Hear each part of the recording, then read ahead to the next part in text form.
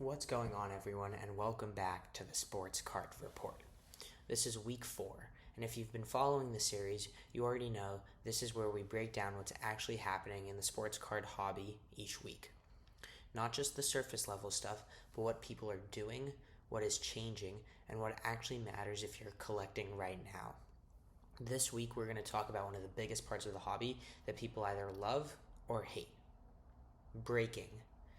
We're also going to talk about risk in the hobby, common mistakes collectors make, and we're introducing a new segment called Hot Take of the Week. So let's get into it. First up, breaking. If you're new to the hobby, breaking is when a group of people buy into a box or a big case of cards, and every person gets one specific team, player, or a couple teams or players. The breaker opens that product live on YouTube, Instagram, whatnot, or whatever. And whatever cards come out for the team or player that you select, you get. Now, the reason breaking has become so popular is pretty simple. It gives collectors a chance to hit big cards without paying for an entire expensive box. Instead of spending hundreds or even thousands on a full box, you can buy into a break for a fraction of the cost and only get what you're hunting. But here's the other side of it.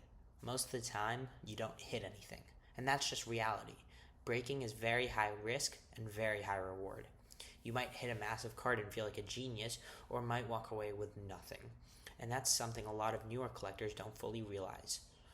Breakers can be fun, but it's also one of the fastest ways to burn money in the hobby if you're not careful. Now, this connects directly into the next topic: risk in the hobby.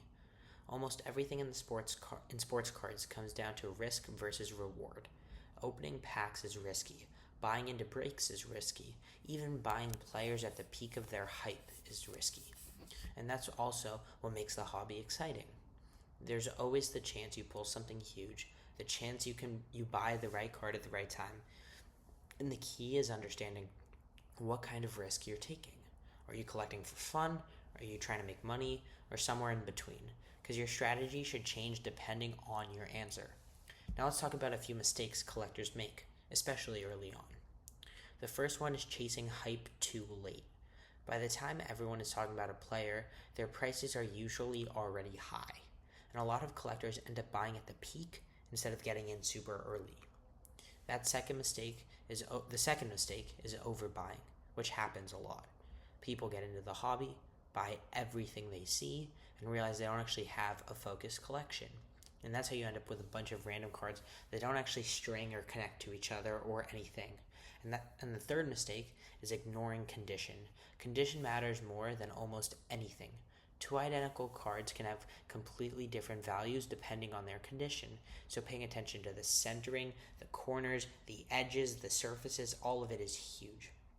Let's get into the new segment now. Hot Take of the Week.